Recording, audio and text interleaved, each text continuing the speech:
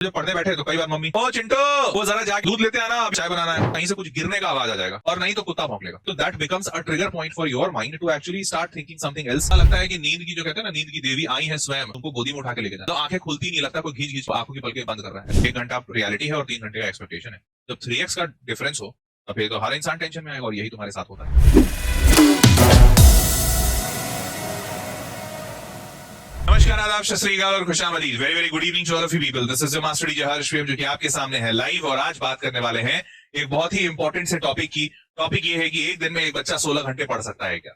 अब बढ़ते हुए कंपटीशन के साथ और जिंदगी में आए एक्सपेक्टेशन के दबाव के साथ एक बच्चा हर वो मुमकिन कोशिश करना चाहता है जिससे कि वो जीवन में आगे बढ़ सके और अपने आप को अव्वल ला सके, अपने आप को सबसे ऊपर ला सके। क्योंकि उसके ऊपर अपने उम्मीदों का बोझ भी होता है, अपने माँ बाप के उम्मीदों, उनकी चाहतों का भी बोझ होता है और समाज से आ रहे उस एक्सपेक्टेशन का दबाव भी होता है, जिस एक्सपेक्टेशन में हर इंसान, हर परिवार वाला उसका चाहता है कि यार ये लड़का ये लड़की कुछ अच्छा करे। गलत भी नहीं है। अगर हमें अपने जीवन में कुछ अलग स्थान बनाना है अपने लिए, अपने लोगों के बीच में, अपने आसपास वाले लोगों के बीच में, तो कुछ अलग और अच्छा तो करना पड़ेगा। तो इन्हीं चीजों से निकल कर आती है कि भाई एक दिन में जितना ज्यादा देर आप पढ़ेंगे और हर रोज अगर आप ये पढ़ सकते हैं तो मतलब एकदम फिक्स बात है कि आप हर हाल में आप बहुत ही अच्छा करेंगे। तो एक दिन में कितने घंटे पढ़े जा सकते हैं, ये सबसे पहला सवाल बनता है। और दूसरा सवाल ये बनता है कि भाई अगर देखा जाए तो 6 घंटे की नींद और बाकी 2-3 घंटे का ऊपर नीचे, मतलब खाना पीना, फ्रेश होना, ये वो, तो बचा हुआ 15-16 घंटे तो इंसान पढ़ ही सकता है। तो अगर 15-16 घंटे पढ़ सकता है तो कैसे पढ़ा जाए।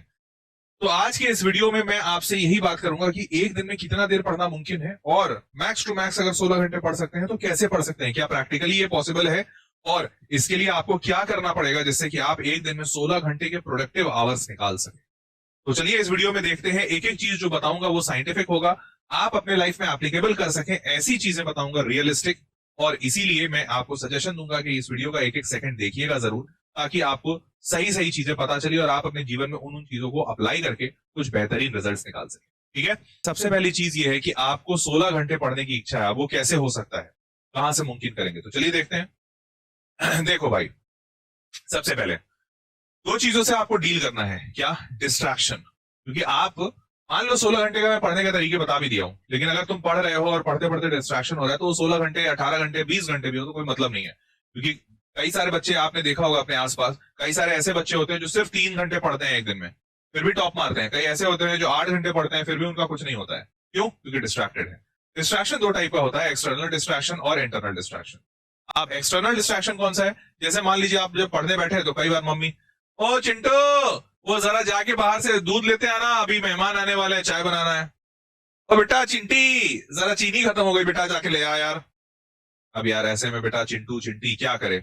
या मम्मी मान लो अरे बेटा गुड़िया जरा जाना, वो हल्दी जल्दी से लेते आ, वो दाल चढ़ी हुई है गैस पे, हल्दी नहीं है, फिर पापा बहुत गुस्सा करेंगे। अब बेचारी वो भी क्या करे, वो जाती है हल्दी लाने, अब नहीं तो पापा गुस्सा करेंगे, सही में दाल पे हल्दी नहीं पड़ेगी। तो ऐसी चीजें आपके साथ घर में अक्सर होती हैं। अब अक्सर क्यों होती है, इसके पीछे का एक कारण माँ बाप से अगर मैं बात करता हूँ कई बार, तो उनका ये रहता है काम भी तो कहाँ करते हैं ये लोग, दिन भर तो करते हैं, मतलब दिन भर तो बैठे रहते हैं, पढ़ाई भी कर ले तो मैं इनको ना बोलूं, पढ़ते कहाँ हैं ये लोग। तो माँ बाप को ये लगता है कि आप पढ़ते नहीं है। आपको ये लगता है कि जब हम पढ़ते हैं तभी माँ बाप बोल देते हैं कुछ ना कुछ, तो पढ़े कैसे। ये बीच की जद्दोजहद हमेशा चलते रहती है। तो इसका सीधा सा सोल्यूशन ये है कि जब आप पढ़ने बैठ रहे हो, मम्मी से पहले पूछ लीजिए कि मम्मी मैं पढ़ने बैठ रहा हूँ या बैठ रही हूँ, कुछ मंगाना है, बुलाना है, करवाना है, ये है वो है, तो पहले बता दो, बाद में मैं उठूंगा नहीं। ठीक है। और दूसरा, मोबाइल जैसे डिस्ट्रैक्शंस भी होते हैं, जहां पे आपके दोस्तों ने कुछ फोन कर दिया, मैसेज कर दिया, इंस्टाग्राम पे पोस्ट कर दिया, टैग कर दिया। तो ऐसी अवस्थाओं में मोबाइल को या तो स्विच ऑफ रखिए या तो साइलेंट रख के दूर रख दीजिए, अपने पास मत रखिए। इससे आप अपने एक्सटर्नल डिस्ट्रैक्शंस को सबसे पहले दूर कीजिए, क्योंकि अगर ये नहीं करेंगे तो आपका पढ़ाई कभी भी शुद्ध पढ़ाई नहीं होगा और उससे आपका आउटपुट अच्छा नहीं आएगा। दूसरी चीज, और इसमें आप हमेशा ध्यान रखिए, जब भी आप पढ़ने बैठते हैं ना तो अपने दोस्तों को, परिवार वालों को बता दीजिए। इससे 2 चीजें होती हैं। पहला तो जो मैंने बताया फायदा, वो कि भाई आपके माता पिता को पता है तो आपको परेशान नहीं करेंगे। दूसरा फायदा ये है कि आपके ऊपर इस बात का प्रेशर रहता है कि मैंने सबको चिल्ला चिल्ला के बता दिया है कि मैं पढ़ने जा रहा हूं। अब अगर मैं नहीं पढ़ा या जाके सो गया या फिर मैं नहीं मतलब बैठे रहा और कुछ पढ़ाई का आउटपुट नहीं निकला, तो सारे लोग इतनी गालियां और इतने ताने मारेंगे, मैं सुन सुन के ही पागल हो जाऊंगा। तो पढ़ना तो जरूरी है। तो इसीलिए भी आप अपने सारे आसपास के लोगों को बता दिया कीजिए कि उस प्रेशर में आपसे पढ़ाई हो जाए। ठीक है। अपना फोन हटा दीजिएगा, ये बहुत जरूरी है। फोन तो सबसे बड़ा डिस्ट्रैक्शन होता है। अब बात करते हैं इंटरनल डिस्ट्रैक्शंस। तो एक्सटर्नल डिस्ट्रैक्शन बता दिया, इंटरनल क्या होता है? इंटरनल डिस्ट्रैक्शन सिर्फ दो ही होता है। बता दो जरा तीसरा कुछ होता हो तो। सिर्फ दो ही है, दो से पूरी दुनिया परेशान है, तुम नहीं, पूरी दुनिया परेशान है दो से। कौन सा? Over thinking and day dreaming. Over thinking और डे ड्रीमिंग में अंतर क्या है? तो over thinking basically negative sense वाला मैं बता रहा हूं, और डे ड्रीमिंग में बेसिकली पॉजिटिव वाला बता रहा हूं। बट दोनों में ही इंसान सोचता है, खूब सोचता है। क्या होता है भैया? ओवर थिंकिंग में ये होता है कि अगर मान लो कुछ गड़बड़ हो गया, या फिर से फॉर एग्जाम्पल कि तुम क्लास में कोई कुछ कर रहे थे और टीचर ने बोला, ए जवाब क्यों नहीं दे रहा है? और तुमने कुछ पलट के मान लो जवाब दे दिया। दे तो रहे मैम जवाब, आपने जो पूछा बता तो दिया उसका। मैडम बोली अच्छा बहुत स्मार्ट बन रहे हो, रुको बताती हूँ इस बार। अब बस मैडम ने इतना बोला, अच्छा बहुत स्मार्ट बन रहे हो, रुको बताती हूँ इस बार। अब तुम पूरा डर गए, तुम बोला अरे बाप रे मैडम इस बार बोली, अब अच्छा रुको बताते हैं इस बार। क्या करेगी? कहीं मेरे वाइवा का मार्क्स तो नहीं काट लेगी? कहीं ऐसा तो नहीं कि मेरा जो कॉपी चेक करेगी उसमें नंबर कम दे देगी? यार कहीं ऐसा कुछ ना कर ले यार, कहीं ऐसा नहीं हो पीटीएम में पापा मम्मी को बहुत ज्यादा कुछ जरूर बोल दे। तो now this is kind of over thinking. Madam ने बस इतना ही बोला कि अच्छा बताती हूँ इस बार। अब वो क्या बताएगी, वो उसने कुछ नहीं बोला, हो सकता है बस डराने के लिए ही बोली हो, बट तुम पूरा दिन ओवर थिंक करोगे। इससे तुम्हारा काफी ज्यादा टाइम खराब होता है। और तुम जब पढ़ रहे होते हो, क्योंकि बेसिकली पढ़ते वक्त आपका दिमाग सबसे ज्यादा खाली होता है और सबसे ज्यादा आपको शांत रहना होता है। बट जब खाली होता है तो भाई ऐसे ऐसे थॉट सबसे ज्यादा आते हैं, तो ओवर थिंकिंग हो जाती है। और डे ड्रीमिंग, भाई डे ड्रीमिंग में जैसे मान लो तुमने एक, ये तो तुम्हारे साथ कई लोगों के साथ हुआ होगा। मान लो तुम बैठ के पढ़ रहे हो और एक सवाल बना लिया आईआईटी का। अब जैसे ही एक सवाल आईआईटी का बना, इतनी खुशी हुई, लगा कि यार वाह देखा आईआईटी का सवाल बना लिया। ऐसे ही ऐसे करके ना मैं सारे सवाल बना लूंगा, सारा का सारा पीवाई को कंप्लीट कर लूंगा, उसके बाद तो जिस दिन आईआईटी का एग्जाम होना छोड़ दूंगा, है ना। 360 में ना 320 नहीं 325 तो कम से कम लेकर आऊंगा। 325 के बाद आईआईटी रैंक 1 तो चाहिए मेरे को। लेकिन मान लो अगर रैंक 1 भी नहीं भी आता ना, तो टॉप 50 में भी आता ना, तो मैं कंप्यूटर साइंस तो ले रहा हूँ पक्का। उसके बाद कंप्यूटर साइंस के बाद यार क्या लाइफ होगी, आईआईटी बॉम्बे जाऊंगा। भाई मैं गया नहीं वहां तक। और उसके बाद ये रुकता ही नहीं है, मतलब मैं जितना बोलते जाऊं ना उतना आगे आते जाएगा। बॉम्बे जाएंगे, ये करेंगे, पापा को घुमाएंगे, मम्मी को घुमाएंगे, बॉम्बे कंप्यूटर साइंस लेंगे, बंदी पटाएंगे, घूमने जाएंगे, मरीन ड्राइव पे खाएंगे, गोवा घूमेंगे, इधर जाएंगे उधर जाएंगे, 2 करोड़ का पैकेज लगाएंगे, आउट ऑफ इंडिया जाएंगे, सब हो जाता। ऐसा ही होता है। This is day dreaming. ठीक। अब ओवर थिंकिंग और डे ड्रीमिंग का सही सबसे सटीक उपाय क्या है? तो सबसे सही और सटीक उपाय, पहला तो सेल्फ कंट्रोल और मेडिटेशन। ये तो तुम जानते हो, बहुत टाइम से सुने भी हो। अगर फॉलो कर पाए बेस्ट है, नहीं फॉलो कर पाते मेजोरिटी ऑफ द बच्चा, इसीलिए मैं इसको बहुत छोटा सा एक पॉइंटर बना के दिखा दिया हूं, क्योंकि मुझे पता है जनरली जो बच्चा मेडिटेशन कर लेता है उसको इतनी दिक्कत नहीं होती है, जो बच्चा सेल्फ कंट्रोल रखता है उसको इतनी दिक्कत नहीं होती। दिक्कत कहाँ आती है? जो नहीं कर पाता, उस बच्चे को क्या करना चाहिए? उसको एक चीज करना चाहिए जो मैं अभी आगे बताऊंगा। अभी ये दोनों चीज तो बहुत मुश्किल है, बट एक चीज मैं आपको बताता हूं जो साइंटिफिक है। इसको कहते हैं व्हाइट नॉइज। क्या होता है? White noise.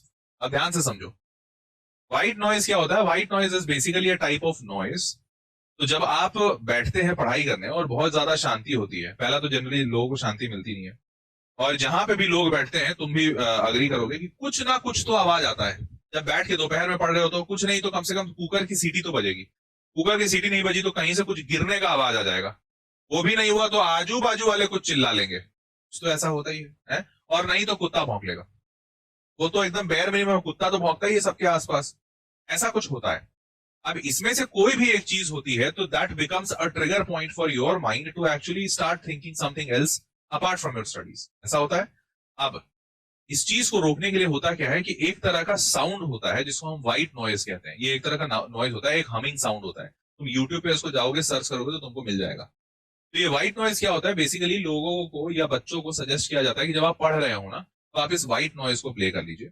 ये सिंपल ऐसा टाइप का हमिंग साउंड होता है। और ये नॉइज नॉइज होता है क्यों? क्योंकि इसमें कुछ धुन, कुछ गाना, कुछ ऐसा नहीं है। बट इस नॉइज की वजह से आपके आसपास के जो छोटे मोटे नॉइज है ना, वो कैंसिल हो जाते हैं। तो कुत्ते का भौंकना, बाजू वाली आंटी का चिल्लाना, कुकर की सीटी, ये सब आपको डिस्ट्रैक्ट नहीं करते हैं। एंड हेंस इस एक नॉइज की वजह से, कहते हैं ना लोहा लोहे को काटता है, तो आपका ये जो बाहर के डिस्ट्रैक्शंस हैं, उसमें ये छोटा सा डिस्ट्रैक्शन तुम डालते हो ना, तो वो सारे डिस्ट्रैक्शन किल हो जाएंगे। और ये व्हाइट नॉइज ऐसा है कि इसमें तो कुछ धुन नहीं है, इसमें कुछ बात नहीं है, कोई बोल, कोई शब्द नहीं है। हमारा दिमाग इसकी वजह से डिस्ट्रैक्ट नहीं हो।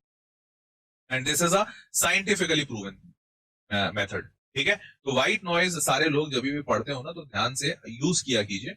यूज करोगे तो बहुत फायदा होगा। क्लियर? समझ रहे हो? बढ़े आगे चलिए आगे बढ़ते हैं। अब स्टडी पेस क्या होता है, देखो ध्यान रखिए ना, हर बच्चा अपने आप में अलग पेस पे पढ़ाई करता है, डिफरेंट पेस पे पढ़ाई करता है। और इसीलिए कुछ बच्चा ऐसा होता है कि भाई 6 घंटा पढ़ सकता है and still be a topper, कुछ ऐसे होते हैं कि भाई उससे भी 6 घंटा भी पढ़े और 6 घंटा में कुछ नहीं हो पाया, बेचारे बहुत मुश्किल से पास हो रहे हैं, होता है। तो इसमें आपको ध्यान क्या देना है कि आपको समझना है कि आप किस पेस वाले इंसान हैं। क्या आप बहुत ज्यादा तेज हैं, बहुत ज्यादा एवरेज हैं, मीडियम है, क्या है? तो इसके लिए आप कीजिए क्या, सबसे पहले मैं अभी आपको बता रहा हूँ कि एक पेन और पेपर ले लीजिए और कुछ बातें मैं आपको बता रहा हूँ उसको लिख लीजिए, इससे आपको बहुत ज्यादा क्लैरिटी मिलेगी। समझो क्या, सबसे पहले तो ये व्हाइट नॉइज वाला पॉइंट मैंने बता दिया, इसको सबसे पहले अपने पेन और पेपर में लिखो कि आपको जब भी पढ़ना है आपको व्हाइट नॉइज का कॉन्सेप्ट फॉलो करना है। जल्दी से लिख लो, जल्दी जल्दी लिख लिया। तो व्हाइट नॉइज क्या है? व्हाइट नॉइज मैंने बता ही दिया कि भाई सिंपल सा हमिंग साउंड होता है और इससे आजू बाजू के नॉइजेस कटते हैं। यूट्यूब वगैरह पे बहुत simply easily free of cost मिल जाएगा। क्लियर? अब आगे बढ़ते हैं। व्हाइट नॉइज के बारे में काफी सारे आर्टिकल्स हैं, काफी सारा साइंस और एक्सपेरिमेंट्स हुआ है, चाहो तो तुम इंटरनेट पे भी पढ़ सकते हो, यूट्यूब पे तो मिल ही जाएगा। ठीक है, अब write down your week plan which details. ठीक है, तो आपको सबसे पहले क्या करना है, ये पहला चीज व्हाइट नॉइज लिख लिया। दूसरा चीज, आपको हर हफ्ते बैठ के अपना एक टाइम टेबल बना। ठीक है, देखो तुम्हारा टाइम टेबल एक बार जो बना लेते हो वो फेल कर जाता है और वो जनरली 3-4 दिन के बाद फेल होता है। तो ये मेरे को पता है, तुमको भी पता है, तो इसलिए इसका सोल्यूशन निकालते हैं। क्या सोल्यूशन? कि भाई तुम अपना टाइम टेबल हर हफ्ते बनाओगे और टाइम टेबल में सिर्फ टाइम नहीं लिखोगे, तुम क्या करोगे, 4 चीजें लिखोगे। पहला, कौन सा सब्जेक्ट पढ़ने वाले हो इस हफ्ते। तो हमेशा ध्यान रखना, जब भी आप टाइम टेबल बना रहे हो कभी भी एक सब्जेक्ट मत लीजिएगा। क्यों? क्योंकि कोई भी इंसान सिर्फ छोला खाना पसंद नहीं करता। छोले के साथ थोड़ा सा आलू टिक्की हो, थोड़ा सा दही भी डल जाए और थोड़ा सा ऊपर मसाले भी हो जाए और धनिया पत्ती भी आ जाए, और अगर हो सके तो थोड़ा हरी चटनी और लाल चटनी भी हो जाए तो और मजा आ जाए। देखो इस छोले में जितना आइटम मिल जाए उतना इसका दाम भी बढ़ जाता है और फिर ये 100 रुपए का छोले टिक्की चाट बन के बिकता है। लेकिन अगर सिर्फ छोले बनाओगे तो फिर वो मम्मी का रोटी के साथ छोले बनता है। तो बेटा जीवन में सिर्फ एक सब्जेक्ट यही छोले हैं, और छोले के साथ थोड़ा थोड़ा मिला दिया ना, थोड़ा सा एक टिक्की डाल दिया, थोड़ा सा लाल चटनी, थोड़ी सी हरी चटनी, तो बढ़िया बढ़िया चाट बन जाता। अब आपको सब्जेक्ट्स के साथ भी ऐसा ही करना है। सब्जेक्ट्स के साथ अगर आप सिर्फ एक सब्जेक्ट के साथ बढ़ोगे तो पूरा एक हफ्ते में 7 दिन होते हैं भैया, 7 दिन में आप हर हाल में इसमें बोर हो जाओगे। एंड हेंस आप कोशिश कीजिए कि 2 से 3 सब्जेक्ट आप मिनिमम पकड़े एक हफ्ते में। ठीक है, 2 या मैक्स टू मैक्स 3 से ज्यादा मत करना, बहुत हौच पौच हो जाएगा, बट 2 या 3 तो आप जरूर रखिए। ठीक, दूसरा, अब इन 2-3 सब्जेक्ट्स में कौन सा चैप्टर पढ़िएगा ये आज ही आप फिक्स कर लीजिए। जैसे मान लो अब तुमको बनाना है नेक्स्ट वीक का शेड्यूल, तो मंडे से संडे में क्या पढ़ाई होगा ये तुम सैटरडे को या मैक्स टू मैक्स संडे को बना के रख लो कि भैया कल से मेरे को ये 3 सब्जेक्ट पढ़ने से, फॉर एग्जांपल मैथ्स पढ़ना है, फिजिक्स पढ़ना है और केमिस्ट्री भी डाल लो या मैथ्स फिजिक्स रख लो, और मैथमेटिक्स में मेरे को एक चैप्टर कंप्लीट करना है एग्जांपल के तौर पे बाइनोमियल, और फिजिक्स में मेरे को एक चैप्टर कंप्लीट करना है एग्जांपल के तौर पे 1D motion, something of that sort. तो तुमने एक चैप्टर का नाम लिख लिया, हो गया। टॉपिक्स क्या है तो इसमें ऑल टॉपिक्स लिख लो, या फिर अगर तुमको सिर्फ जेडब्ल्यू लेवल के क्वेश्चंस लगाने हैं तो जेडब्ल्यू लिख लो। तो इतना माइन्यूट डिटेलिंग करोगे तो तुम्हारे दिमाग में क्लैरिटी आएगी कि तुमको करना क्या है। उसके बाद बुक्स एंड डीपीपीज, तुमको क्या लगाना, बुक लगाओगे, डीपीपी लगाओगे, प्रीवियस ईयर क्वेश्चन लगाओगे, वो भी लिख लो। ये सब लिखने के बाद अब ध्यान से देखो, mix up task and topic to prevent boredom, ये मैंने बता दिया। अब इसके बाद आपको क्या करना है ध्यान से समझिए बेटा, इसके बाद बैठ के तुमको अपना टाइम टेबल बनाना है, टाइम टेबल। और ये टाइम टेबल आप कैसे बनाओगे, अपनी चीजों को लिख कर कि कितने बजे तुम कौन सा काम करते हो और एक्चुअली में तुमको कोई भी काम करने में कितना टाइम लगता है। यहाँ पे आपको बहुत रियलिस्टिक होना है कि अगर आप रियलिस्टिक नहीं होंगे तो आप खराब टाइम टेबल। जैसे एग्जांपल दे देता हूँ, एक तुम में से सारे लोग सुबह उठना चाहते हो, उठते भी होगे, कितने बजे उठने की चाहत रहती है?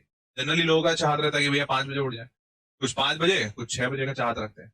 अब 5 से 6 बजे मान लो कोई 5 बजे उठने की कोशिश किया, तो 5 बजे का इसने अलार्म लगाया।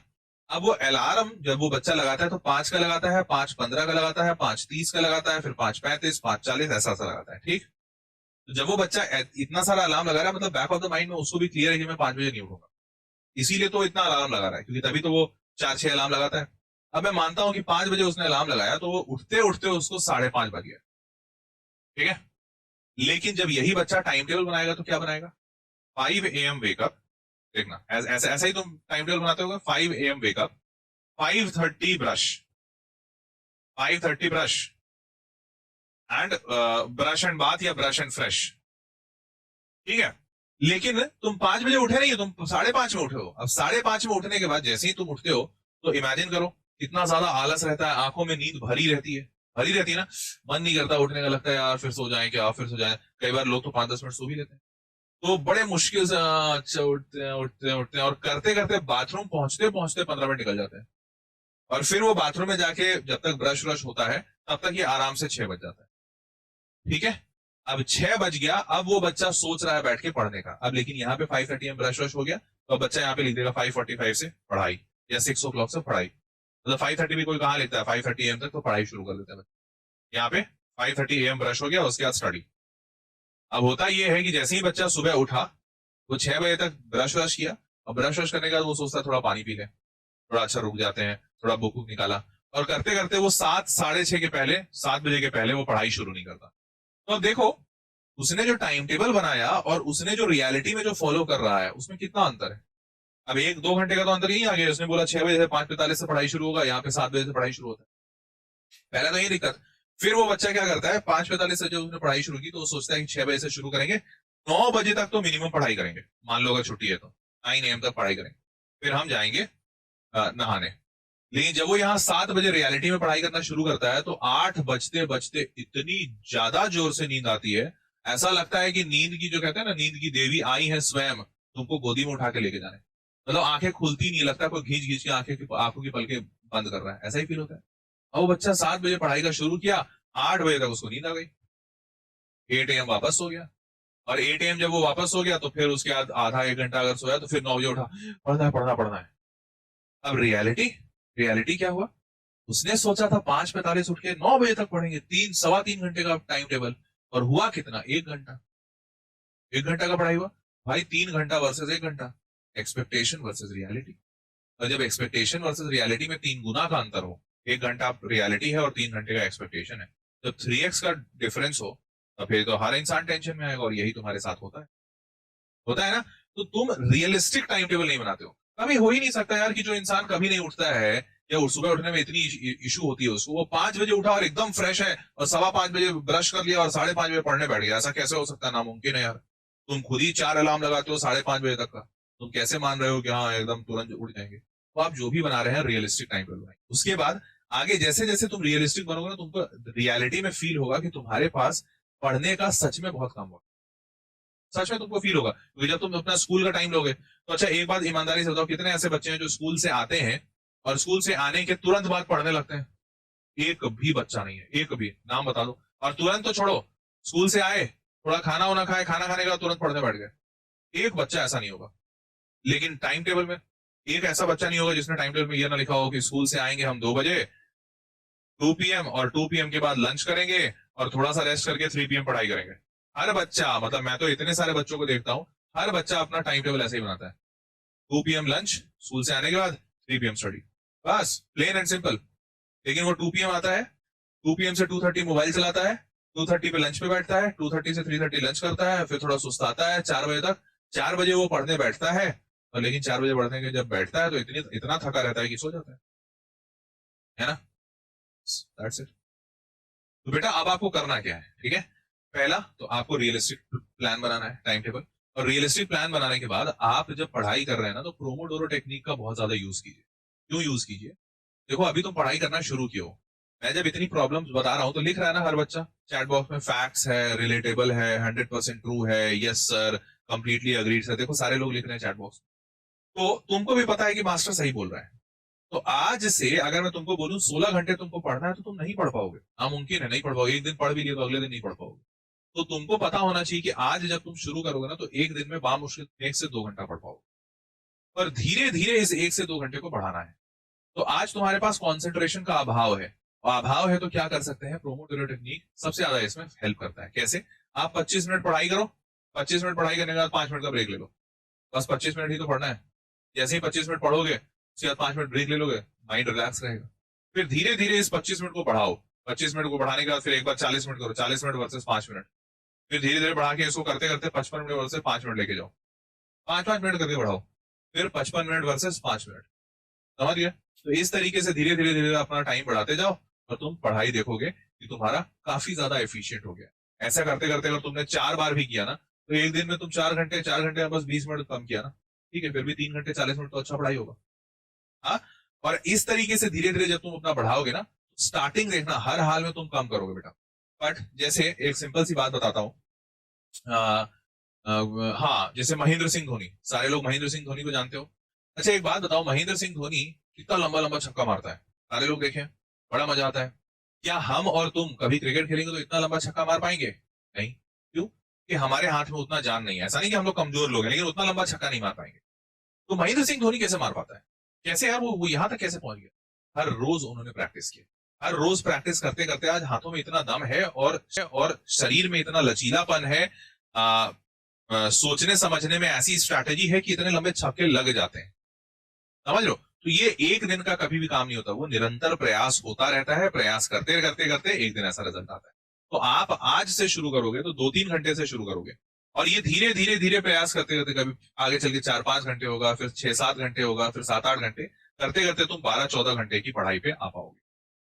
और 12-14 घंटा बहुत होता है बेटा। 12-14 घंटे में लोग यूपीएससी निकाल लेते हैं, आईएएस आईपीएस ऑफिसर बन जाते हैं, कलेक्टर बन जाते हैं इतने में। ठीक है, तो आपको 12-14 घंटा अगर तुम पढ़ ले रहे हो ना, बहुत है। और ये भी 12-14 घंटे तब जब तुम्हारा स्कूल कोचिंग नहीं है। ऑब्वियसली स्कूल कोचिंग रहेगा तब इतना पढ़ना मुमकिन है, छुट्टी के दिन पे ही मुमकिन है। ठीक है, चलिए जी। तो अब accept and grow, understand and accept your study pace, increase your hours gradually. धीरे धीरे बढ़ाइए, धीरे धीरे बढ़ाएंगे तो आप आराम से बढ़ेंगे। और दूसरा, खुद को एक्सेप्ट कीजिए। देखो, अगर तुमको पता है ना कि तुम एवरेज बच्चे हो, मानने में कोई बुराई नहीं है यार। क्या दिक्कत है? तुम क्यों कहना चाहते हो हमेशा को तुम बहुत बड़े तीसमार खान हो, तुम बहुत बड़े तोप हो, तुम बहुत बड़े टॉपर हो, तो ऐसा कहना चाहते हो या क्यों ऐसा सुनना चाहते हो? इट्स ओके ना, तुम एवरेज बच्चे हो। एवरेज बच्चे अच्छा नहीं करते क्या? बहुत अच्छा करते हैं। अरे भाई, अगर तरीके से चले एवरेज बच्चा ही फोड़ता है। ठीक है, अब 6 घंटे से पहले शुरुआत करो। 6 घंटे मैं बोल रहा हूं, अगर तुम्हारा स्कूल कोचिंग नहीं है तो। स्कूल कोचिंग नहीं है और 6 घंटे को बढ़ा के 8, 10, 12, 14 और 16 घंटे तक। स्कूल कोचिंग नहीं है तो, अगर स्कूल कोचिंग है तो उसमें से उतने घंटे हटा देना जितना स्कूल या कोचिंग लेता है। समझ पा रहे हो मेरी बात? बोलो हाँ या ना, जल्दी बताओ, समझ पा रहे हो? चलिए, तो मेरे नन्हे मुन्ने बच्चों, आज का सेशन इतना ही था। उम्मीद मेरी ये है कि आपको ये सेशन समझ आया होगा। ये सेशन इस बात पे नहीं था कि मैं आपको एग्जैक्ट 16 घंटे का कोई मूल मंत्र दूं।